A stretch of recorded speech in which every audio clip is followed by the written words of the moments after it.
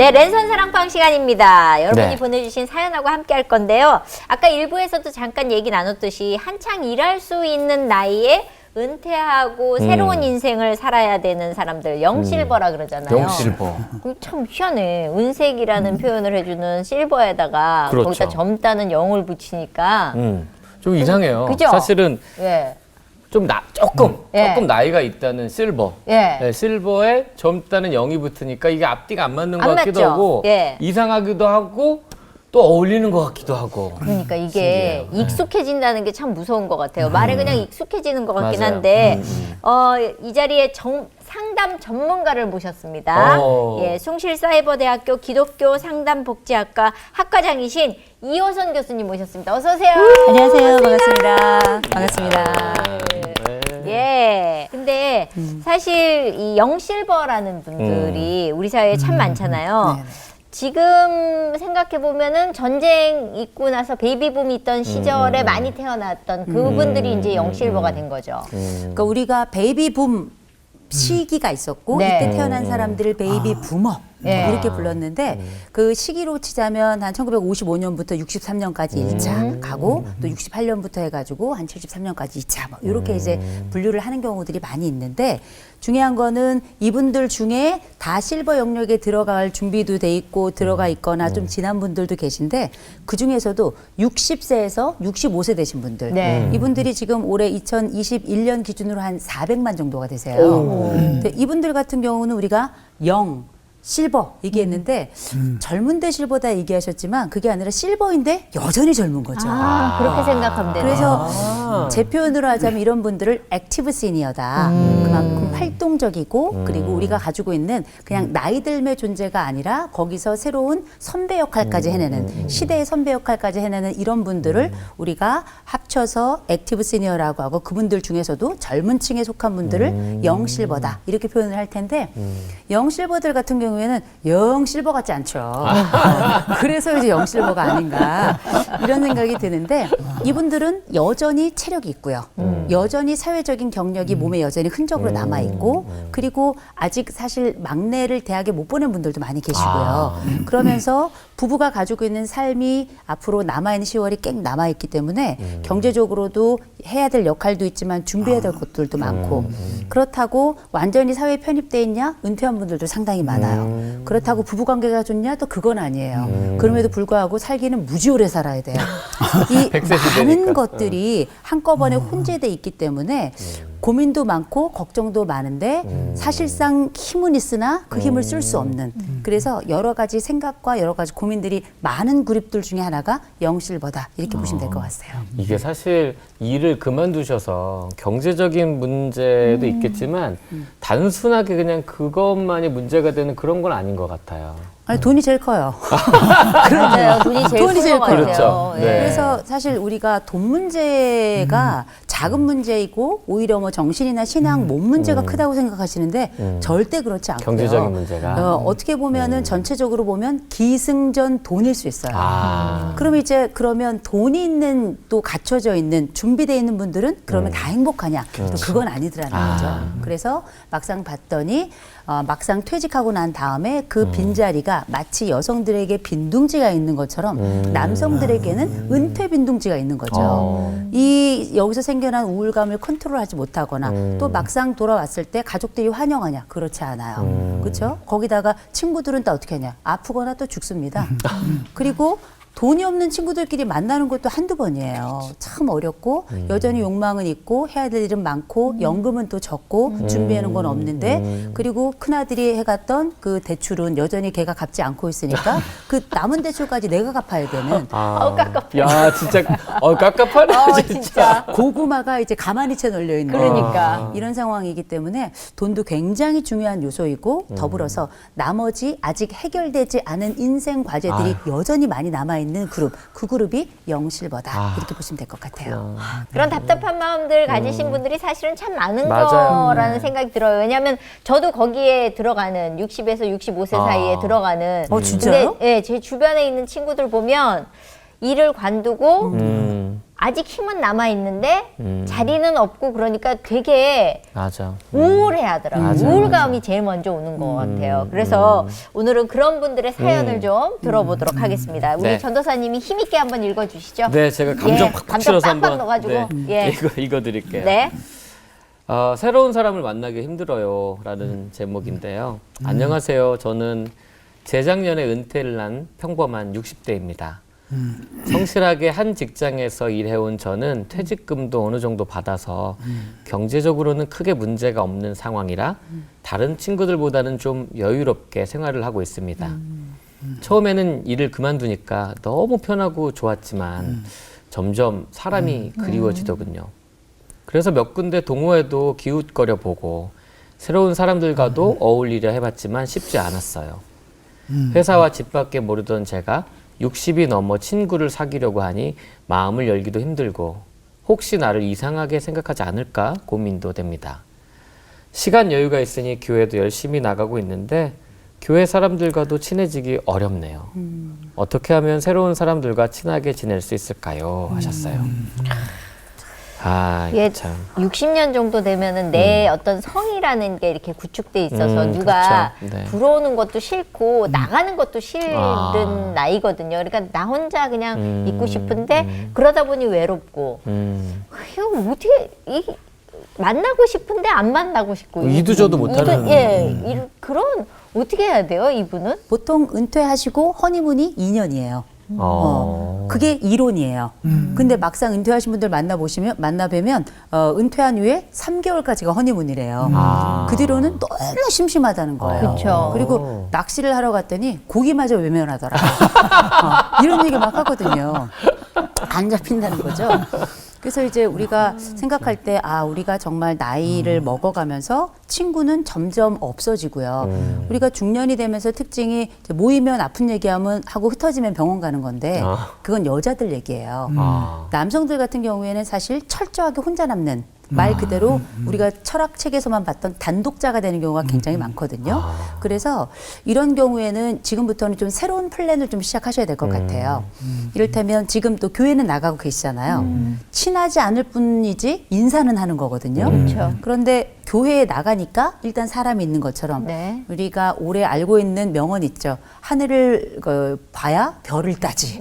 이런 것처럼 실제 사람이 있는 곳에 가야 친구를 사귈 가능성이 생기는 거고 그 가능성 안에서 누군가를 우연히 만나게 되는 거고 우연히 만난 사람들 가운데 우리가 생각하는 친구를 발견하게 되는 건데 한 가지 좀 말씀드리고 싶은 건 저는 노년기에 접어들었다 스스로 판단하시는 분들은 친구의 영역을 굳이 가리지 않으셨으면 좋겠어요. 그래서 이제 옛날에 유행하던 노래 제목 중에 송골매가 불렀던 모두 다 사랑하리. 저 이거 굉장히 중요하다고 생각하거든요. SNS도 발달했어요. 그러면 그 사람도 내 친구예요. 그리고 제일 중요한 건 이전에 친구였던 사람들을 부활시키는 게 전 너무 중요하다고 생각해요. 그래서 우리가 알고 있던 과거의 전화번호부를 좀 뒤지셔서요. 그분들도 비슷한 시점에 퇴직하셨거든요. 그분들도 똑같이 심심해요. 과거에 친했던 사람들은 함께 공유하는 추억이 있어서 대화의 주제도 좋아요. 그래서 제일 먼저는 내가 어디에 있든지 그 속한 공동체를 여러 개 확보해 가는 거. 그다음 두 번째로는 그 내가 이전에 가지고 있던 관계망을 다시금 살피는 것. 세 번째로는 요새는 뭐 페이스북이라든지 뭐 인스타그램이라든지 뭐 이런 여러 SNS들이 있으니까 SNS의 친구들을 굳이 마다하지 말 걸. 그래서 친구 영역을 대폭 확대해 보시면 그리고 친구를 깊이 생각하시는 것보다 얄팍하게 생각하셔도 괜찮습니다. 그래서 우리가 친구 영역을 넓혀가되 몇 가지 조건을 줘야죠. 돈 빌리는 애는 친구가 아니다. 빌려줄 돈도 없지만. 네. 두 번째로는 친구들 가운데도 내 마음에 드는 친구도 있고 내 마음에 들지 않는 친구들이 있는데요. 친구가 없다 말씀하시는 분들은 보면 내 마음에 드는 친구를 찾는 경우가 많은데 더 중요한 건 그 친구 마음에 드는 친구가 내가 돼야 돼요. 그건 확실한 진리인 것 같고 그런 과정들을 좀 거치신다면 뭐 아까 고민 중에 이런 단어가 살짝 들어갔는데 사람들이 나를 좋아할까? 이런 맞아요. 얘기를 하셔서 제가 놀랐는데 기억하실 게 사람들은 다른 사람들에게 별로 관심이 없습니다. 별로 관심이 없어요. 그래서 그냥 그 사람이 내 옆에 있구나 생각하고 어느 정도 믿을만 하다면 그 사람은 나랑 친분이 있어. 내 친구야. 이렇게 생각하거든요. 그러니까 오랫동안 친한 사람을 친구라고 하는데 요새는 오랫동안 친하지 않더라도 얄팍하게 친해도 친구가 될 수 있고 그 가운데 우리가 살아가며 새로운 켜를 만든다면 그 사람이 말 그대로 오랜 친구가 되는 거라고 저는 생각해요. 저는 충분히 가능하다고 보고 공동체 여러 동아리도 좋고 가능하면 장기적으로 함께해서 우리 사연을 주신 분의 특성을 알 수 있을 만한 지속적인 공동체에 장기적으로 참여하시고 그다음에 그 안에서 SNS도 활용하시고 그 가운데 내 이전에 있었던 친구들에게 연락해서 다시금 친분의 그 동맥을 다시금 모세혈관처럼 다시금 이렇게 펼쳐보시고 그리고 난 다음에 함께 있는 이 영역 속에서 내가 그 친구에겐 어떻게 하면 좋은 친구가 될까를 한번 고민해 보신다면 저는 지금부터가 진짜 참 친구를 마련할 더 좋은 계기가 될 거라고 생각합니다. 말하고 싶은 게 있어요. 요 사회생활도 하고 어느 정도 수준 있는 삶을 살았단 말이죠. 은퇴하고도 그것을 자꾸 유지하려고 그래요. 모든 사람을 사랑하리 아까 그 얘기를 했는데 좀 파격이라고 하는 걸 한번 도전해보면 좋겠다. 파격. 제 기억에 남는 분이 있어요. 제가 하와이에 무슨 훈련을 받으러 갔어 교회. 또 공항에 라이드가 나오셨어요. 장로님이셨는데 나중에 그분이 은퇴한 대사셨어요. 그러니까 사실 생각의 전환과 맞아요. 내가 어떤 사람이었어 이런 맞아. 생각을 이거를 버리고 네. 내가 오늘부터는 인생을 다르게 살 거야라고 생각한다면 인생이 또 다른 맞아요. 삶 속에서 즐겁게 살 수 있지 않을까라는 생각에 도전을 좀 해보셨으면 좋겠고요. 이참에 우리 네. 목사님 저기 앞으로 미래 직업을 위해서 전화번호 하나 좀 남겨주시면 좋을 것 같아요. 두 번째 사연 읽어주세요. 예, 가겠습니다. 제가 이번에는 읽어드리도록 하겠습니다. 남편이 명예퇴직을 한 지 5년이 넘었습니다. 그런데 퇴직 이후 전혀 외출이 없고 집에만 있어서 제가 너무 답답합니다. 그럴 수 있겠다. 읽는 저도 답답합니다. 다행히 올해부터는 교회에서 진행 중인 전교인 성경 읽기 일독 대회에 오. 참여하고 있지만 좋다. 그것뿐입니다. 어떻게? 웃으면 안 되는데. 제발 다른 일로도 좀 바깥 출입을 했으면 하는 바람이 있네요. 어디 나가 일해서 돈을 벌어오라는 것도 아니고 가끔 한 번씩 나가서 운동 삼으라는 건데 그거를 밤에는 뭘 하는지 방에 틀어박혀 있고 낮에는 잠만 잡니다. 밤에 꼬시락거리니까 이제 낮이 졸린 거예요. 그렇지, 그렇지. 예. 밤낮이 바뀌어 있으니 지켜보는 제가 너무 힘듭니다. 참. 어떡해. 남편을 더 이해하고 사랑하고 품어야 하는데 정말 많이 힘드네요.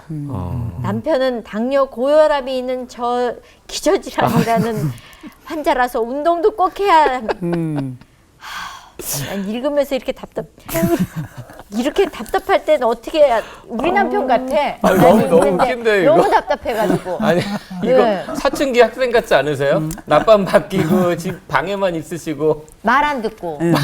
그러니까 왜냐면은 아침에 일어나서 같이 밥 먹어 그런데 자는 거잖아요. 그렇죠. 근데 네. 보통 애들 깨우면 아침잠 되게 많아가지고 깨우기 그렇죠, 힘든 것처럼 그렇죠. 똑같은 거잖아요. 그러네요. 그런데다 애들은 나가기라도 하지. 나가지도 않으죠. 나가지도 않아. 어떻게 해요? 어떻게 해야 돼 이럴 때는? 제가 이 문제를 풀면 네. 노벨 평화상을 받게 되지 않을까 이런 생각은 좀 드는데요. 전국에 은퇴한 상황에 머물러 있는 남성들은 대부분 경험한 일이거나 경험하고 있는 일일 거라고 맞아요. 생각해요. 근데 그렇게 하고 싶어서가 아니라 갈 데가 없어요. 할 일이 없고요. 부르는 사람도 없어요. 돈도 없고. 이게 돈도 없고요. 그렇지, 그렇지. 그 나가면 또 어디 나가도 물어봐요 또.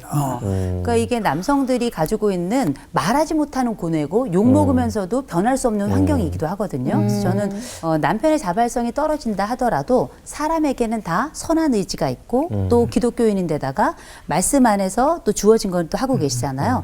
그렇다면 이번 코로나가 조금 잠잠해지거든. 또 코로나 시국이라 하더라도 사실 이전에 남편이 했던 일이 어떤 것이든 그거를 바탕으로 혹은 남편의 장점을 바탕으로 아내가 먼저 관련된 봉사를 시작하시는 것도 전 정말 좋다고 생각해요. 이제 이런 말씀이 어떻게 들리실지 모르겠는데 제가 주기적으로 하는 봉사 중에는 중증 장애 시설, 생활 시설이 있거든요. 거기는 장애를 가지고 계신 분들이 신체 장애도 있고 물론 정신 장애도 있고 그렇긴 합니다만 전체적으로는 찾아오는 사람들이 거의 없어요. 머리 감겨줄 사람도 없어요. 그런데 봉사자들도 최근에는 이게 쉽지 않은 상태라서 할 수만 있다면 온라인 상에서도 할 수만 있다면 오프라인 상에서도 가서 봉사할 수 있는 기회가 굉장히 많은데 놀랍게 사회생활을 오래 했던 분들 중에 봉사를 통해서 자기를 새롭게 발견하는 분들이 굉장히 많아요. 저는 그거야말로 갱년이라고 생각하거든요. 그래서 그게 꼭 봉사의 차원만으로 한정이 되는 건 아니고 또 어떤 특정 시설만에 한정되는 건 아닙니다만 우리 사연을 주신 아내께서 너무 답답해 하시니까 가능하시다면 남편의 성향을 누구보다 잘 아시니 그 남편의 성향에 맞추어서 활동을 하되 먼저 아내가 먼저 움직여서 그 기쁨을 경험하고 옆에서 끊임없이 간접 경험을 하도록 해주고요. 귀로 듣고 상상하도록 해서 그 다음에 한 번쯤은 남편의 장점, 남편의 주특기로 가서 거기에 가서 봉사하게 해서 그 맛을 보는 거죠. 우리가 은혜의 맛도 본자가 더 느끼고 싶잖아요. 그런 방식으로 활동의 촉매가 좀 될 수 있을 만한 환경을 좀 만들어 보는 게 어떨까라는 생각이 좀 들어요. 근데 사실 저는 이 남편분이 약간 공감되고 이해되는 부분이 있어요. 뭐냐면 가족을 포함한 인간관계도 되게 중요하지만 미래에 대한 불안감이 좀 있을 것 같은 거예요. 그러니까 세상이 너무 빠르게 변하잖아요. 이 트렌드가 너무 빠른데 지금 내가 나가면 너무 뒤처져 있는 것 같은 느낌인 거지. 세상 트렌드를 내가 따라가기도 어려울 것 같고 아니 나는 사실 스마트폰도 그냥 잘 이렇게 모르는 것 같고 뭔가 빠른 이 시대의 이 트렌드를 내가 따라갈 수 있을까 해서 안 나갈 수도 있고 그냥 혼자 정체돼 거기에 있을 것 같은 머물러 거죠. 있기도 예. 하고. 그러니까 저는 그런 생각이 드는 게 은퇴를 당했다라고 생각하는 거예요. 아, 그렇지. 네, 맞아. 난 아직 더 일할 일할 수 있는데 그러니까 가족에게도 나는 여기 이 가족에게 쓸모없는 사람이야. 돈을 못 벌으니까 이렇게 주눅 들어 있다고 생각을 하니까 제가 아까 읽으면서 화냈던 거 없었던 걸로 할게요. 왜냐하면 남편의 맞아요. 입장에 한번 돼보니까 충분히 이해가 되기는 하거든요. 그렇죠. 사실 이 영실버가 되면은 생각지도 못한 사실은 스마트폰 하나에도 주눅이 들 때가 맞아요. 있어요. 그런 거 그럼요. 없으세요? 왜 애들한테 야 이거 어떻게 해야 돼? 엄마 그것도 몰라 그러면 그렇지, 아, 맞아. 나 이것도 못하는 나이가 됐구나라 그래서 주눅이 들거든요. 그러니 맞아. 예. 이게 이제 지금 유지원 대사님 얘기할 때 중요한 단어가 나오더라고. 못 따라가거든. 예. 그럼 못 따라가는 걸 왜 따라가? 어. 거꾸로 뛰지. 그 따라가면 진다고. 지니까 주눅 드는 거거든. 예. 나라면 거꾸로 뛸 거야. 반대로. 그러니까 앞으로 달려가는 사람들이 놓치는 것들이 있다고. 그러니까 남이 보지 못하는 시장들이 있는데 사람들은 너무 시야가 좁아. 그거 없으면 다 죽은 줄 알고 인생 끝난 줄 알고 그러는데 그거는 못 쫓아가. 나이도 그렇고 돈도 없고 맞아요. 저것도 한데 쫓아가려니까 못하니까 그냥 이러고 있는 거거든. 쟤네들이 못하는 거, 젊은이들이 못하는 거, 돈 욕심내는 사람들이 못하는 시장을 찾아서 내 길을. 내 길을 찾아가면서 신나하는 거야. 너 이거 못하지. 아, 그래 너는 좋다. 이거 못하지. 좋다. 너무 좋다. 너 이런 거 아니, 못하겠지. 맞아. 분명한 건 요새 저 같은 경우도 익혀서 잘하는 것도 좋지만 휴대폰이 비싸잖아요. 뭐 잘못 누르면 뭐 망가질까 봐. 그리고 얼마 전에 저도 태블릿 PC를 하나 받았는데 이게 이렇게 뭐 이렇게 해야 되더라고요. 손이 미끄러워서 되질 않아. 이게 이제 현실적으로 두려움도 생겨나고 이 오작동을 또 많이 할 것에 대한 두려움이 생겨나니까 아예 손을 못 대는 경우가 굉장히 많아서 목사님 말씀하신 것처럼 주눅이 들고 그래서 우리가 새로운 영역을 여는 게 굉장히 중요한데 만약에 저한테 너 같으면 어떻게 하겠느냐 이렇게 만약에 물어보신다면 어차피 못하는 건 배워가면서 할 수밖에 없어요. 그래서 저는 이게 사실 청년들하고의 굉장히 긴밀한 관계가 되게 중요하다고 생각하는데 자녀가 있다면 사실 우리가 남성들이 제일 하지 않는 것 중에 하나가 길 물어보는 거잖아요. 절대 내비게이션 보지 않고 끝까지 가다가 아내한테 욕먹고 막 이런 거잖아요. 근데 그런 그 감각 하나를 내려놓는 게 되게 중요한 것 같아요. 이제는 질문의 시대가 시작이 됐다고 보고요. 그리고 옛날에 우리가 알고 있던 그 부장님과 사장님의 노하우는 이제 거의 끝났어요. 맞아요. 끝났기 때문에 그렇죠. 지금은 그 노하우를 어떻게 해야 되냐면 요새 리트로가 되게 유명하잖아요. 옛날 거 다시 살려가지고 확 꽃피우는 거. 그래가지고 디스코도 막 다시 요새 막 나오고 그러잖아요. 근데 그건 바로 뭐냐. 얘네들도 젊은 세대들도 과거의 것에 관심이 있는 것처럼 내 아버지의 주춤거리는 그 중년과 노년의 삶을 보고 있어요. 보고 있는데 그때 내 아버지가 낼 수 있는 가장 최고 좋은 용기는 뭐냐면 애들에게 물어보는 거거든요. 맞아요. 근데 애들이 치사하고 더럽게 대답을 좀 안 해서 그렇지. 그럴 때 우리가 해야 되는 게 사실은 땡큐. 고맙다 말하고 야 너 어떻게 이렇게 잘하냐 기꺼이 칭찬해주고 그러니까 이런 요소들이 어떻게 보면 아내에게서 받았던 그 칭찬의 힘을 질문을 통해서 자녀에게 전달하는 이렇게 선순환의 구조를 만드는 게 되게 중요할 것 같고요. 그래서 과거에 성취의 삶이나 속도를 중심으로 살았던 삶이 이제는 환경이 바뀌었기 때문에 관계 중심으로 가고 질문 중심으로 가도록 이렇게 변화시켜 간다면 때로는 이게 새로운 신문물이라 하더라도 결국 외면하고 살 수만은 없는 거니까 그렇게 함께 조금 늦지만 그러나 내 것도 가지고 함께 물어가며 그렇게 삶을 같이 영위하는 게 어떨까 싶은 생각이 좀 듭니다. 사실 하나님 보시기에 우리는 영실번 애기죠. 그럼요. 하나님처럼 오래 사신 분은 안 계시잖아요. 그럼요. 완전히 애기죠. 그냥 완전히 진짜 애기, 애기죠. 진짜. 아유, 손톱에 때도 안 되는 애들이지. 예, 근데 너무 걱정 근심을 이구지구 가는 게 아닌가. 미래에 맞아요. 대해서 불안하니까 그걸 좀 내려놓고 살았으면 좋겠고요. 오늘 교수님 말씀 들으면서 우리 영실버들이 좀 정신을 차려야 되겠다라는 생각이 네. 들었어요. 네. 예. 아니 조금 마지막으로 그럼 예? 제가 하나만 더 여쭤볼게요. 네네. 우리 크리스천 영실버들한테 혹시 해주고 싶으신 말씀이 있으신지. 네네. 결국 힘이 될 때는 사실 신앙에 기대는 게 제일 좋은 방법이잖아요. 그래서 한마디 해주세요. 네. 아니 영실버란 말이 너무 좋은 것 같아요. 영이 실버예요. 아, 그래요? 우리의 맞아요. 영이. 아. 그러니까 이게 우리가 이제 나이 들매 그 흰머리가 면류관인 이유는 지혜를 상징한다라고 볼 수 있을 텐데 우리가 가지고 있는 지혜가 헛된 것만은 아니거든요. 지혜 중에 가장 좋은 지혜는 기다림의 지혜하고 위로의 지혜라고 저는 생각을 하는데 기다림의 지혜와 위로의 지혜야말로 세월의 켜 속에서만 발견할 수 있는 영감이고 아름다움이기 때문에 어쩌면 영실버이기 때문에 할 수 있는 바로 그 역할은 뭐냐면 지금부터 나는 우리가 영적 케어를 거의 받지 않아요.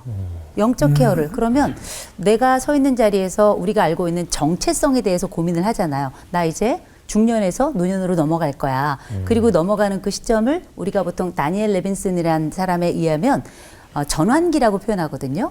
특별히 60에서 65세 같은 경우에는 어떤 나이냐면 실제 내가 중년에서 노년으로 넘어가는 마치 가을에서 겨울로 넘어갈 때 그 환절기처럼. 근데 이 환절기를 잘 지내면 사실 나머지 시기를 아주 건강하게 산다는 거예요. 면역이 잘 형성이 돼서. 인생의 전환기도 60에서 65세가 그때 이 전환기를 잘 지내면 그 이후의 삶이 너무너무 좋다는 거예요. 그때 우리가 점검할 그 우리가 흔히 말하는 노후 준비를 보통은 경제적인 준비, 신체 준비, 관계 준비, 뭐 사회적 준비 이런 얘기를 많이 하시는데 많은 사람들이 빼놓고 있는 것 중에 하나가 영적 준비거든요. 노년의 영은 청년의 영과 같을까? 전 그렇게 생각하지 않아요. 더 값지고 더 빛나고 그야말로 실버가 되기 위해서 가장 값지고 아름답고 심지어는 전기 통할 때도 은을 쓰잖아요. 그 전도 높은 그 은의 역할을 해내기 위해서 지금부터 나는 무엇을 해야 될까? 이게 우리에게 노년으로 살아가야 될 우리에게 하나님이 주신 하나의 사명이죠. 동시에 직업이 아닐까? 저는 이런 생각을 좀 해봅니다.